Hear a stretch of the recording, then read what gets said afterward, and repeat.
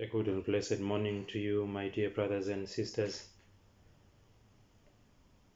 Those who are familiar with the Sea of Galilee, they say actually, if you are in that sea, a storm can arise at any time. And in the Gospel of today, we are presented with Jesus and the disciples in a boat in the Sea of Galilee.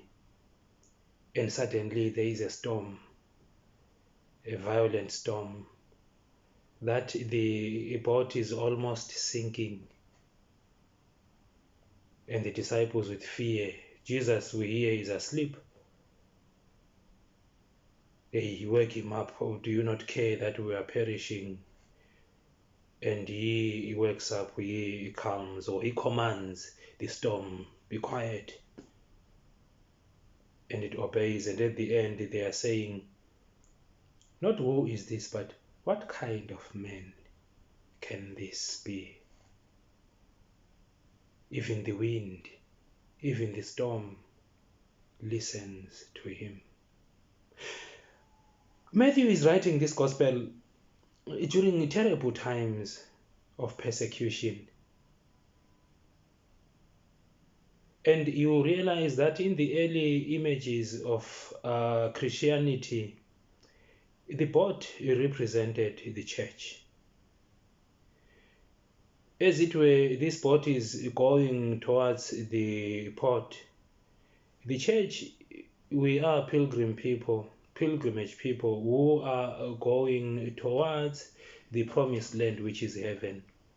And we journey in this world which is full of a lot of evils, which is full of forces that are pushing against us, which is full of these violent and deadly forces. And when they arise, as the church was facing persecution around that time, the Christians are afraid. And it seems like the church is sinking, the church is dying, the church is defeated.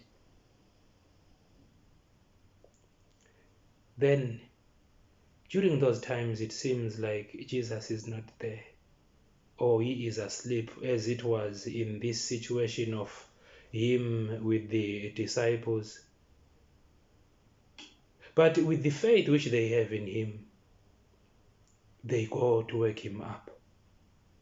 They call upon him. They invite him to intervene. And indeed, when he wakes up, yes, he kinds of scold them, you of little faith. But he does what they are asking him to do. He comes through for them. In many other ways, the church is still journeying as this boat which is in the sea towards the promised land, waiting for the end of times when the Son of Man comes. And as the church is journeying, there are a lot of storms, there are a lot of winds, there are a lot of violent forces that we face. We face as a church, and we face as individuals when we try to live our Christian life. And what this passage is teaching us is that we should have faith. And it is our faith which will help us to call upon Jesus. It is our faith which will help us to look to Jesus, to depend on Jesus. Because Jesus is that kind of man who is in charge. Jesus is that kind of man who has the last say. And when he commands, nothing can go against his command.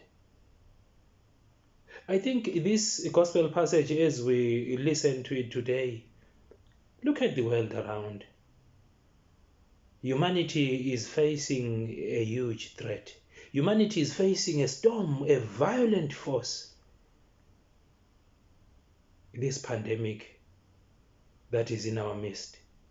This pandemic that has affected a lot of people. This pandemic, it has affected people on different levels. Health-wise, when they get it, getting sick and some dying. But look at businesses, look at the staffing of the people, the companies closing, and it's havoc. It is a strong, it is a tempest wind. And for us who believe, dear brothers and sisters, during these times, it seems as if God doesn't care. It seems as if we've heard actually people talking about God is punishing human beings and all that. It seems as if God is asleep. I think we are invited, dear brothers and sisters, to look to Jesus, to call on Jesus, to cry to Him, to beg Him, to ask Him to intervene, for we are perishing. Without Him, we are nothing. Without Him, we won't make it to the port. As we are riding on this port, the storm is too strong for us. We need Him. We need Him to be with us, to protect us. We need Him to be with the scientists who are busy day and night trying to find a cure for this pandemic. We need Him to be with the doctors, the nurses who are in the front line.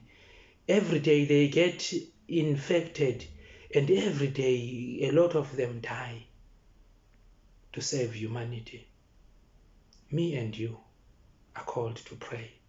Me and you are called to be on our knees, calling upon Jesus. Lord, do you not care that we are perishing? Lord, do you not care that we are suffering? And indeed, He hears and He listens and He will intervene. Amen.